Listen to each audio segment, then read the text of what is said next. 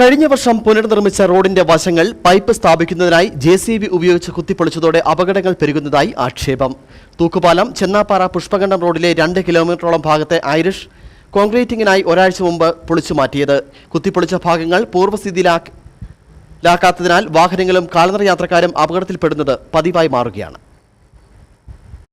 Jal Jeevan mission പദ്ധതിക്കായാണ് തൂക്കുപാലം ചെന്നാപ്പാറ പുഷ്പകണ്ഠം റോഡിന്റെ 2 കിലോമീറ്ററോളം ഭാഗം കുത്തിപ്പൊളിച്ചത്. പൈപ്പ് സ്ഥാപിക്കുന്നതിനായി കുത്തിപ്പൊളിച്ച ഭാഗങ്ങൾ പൂർവ്വസ്ഥിതിയിലാക്കാത്തതിനാൽ നിരവധി വാഹനങ്ങളും കാൽനട യാത്രക്കാരും ഇവിടെ അപകടത്തിൽപ്പെടുകയാണ്.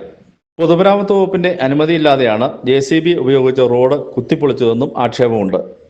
ഇതിന്റെ ഈ സൈഡിലൊക്കെ ഇവർ മണ്ണെടുത്തിട്ടതിന് ശേഷം അത് കൃത്യമായിട്ട് അവിടെ പൈപ്പൊക്കെ ഇറക്കി. പക്ഷേ ഇവിടെ എല്ലാം ഈ സൈഡെല്ലാം കോൺക്രീറ്റ് ചെയ്തൊരു ലെവൽ അല്ലെങ്കിൽ ഐറിഷ് വർക്ക് നടത്തിയ സ്ഥലങ്ങളായിരുന്നു ഇതെല്ലാം. ഇവിടെ എല്ലാം തന്നെ അവിടുത്തെ ആ കോൺക്രീറ്റ് എല്ലാം ഇടിച്ച് കളഞ്ഞതിന് ശേഷം അവിടെ കുഴി എടുത്തിട്ട് അവിടെ കൃത്യമായിട്ട് അത് ഫില്ല് ചെയ്യുകയോ ഒരു കാര്യങ്ങളും അവിടെ ചെയ്തിട്ടില്ല.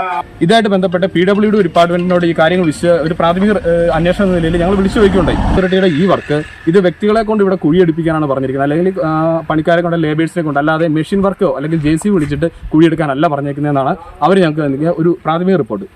7 വർഷത്തോളമായി പൊളിഞ്ഞു കിടന്നിരുന്ന റോഡ് കഴിഞ്ഞ വർഷമാണ് പുനർനിർമ്മിച്ചത്.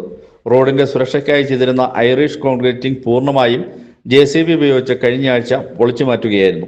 റേഷൻ കട ഉൾപ്പെടെ വിവിധ വ്യാപാര സ്ഥാപനങ്ങളുടെ മുൻവശം കുഴിച്ചിട്ടിരിക്കുന്നതിനാൽ ആളുകൾക്ക് സ്ഥാപനങ്ങളിലേക്ക് കയറാനും സാധിക്കുന്നില്ല.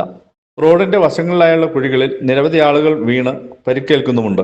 രാത്രികാലങ്ങളിൽ കുഴികൾ കാണാതെ നിരവധി വാഹനങ്ങളും അപകടത്തിൽപ്പെടുന്നത് പതിവാണ്.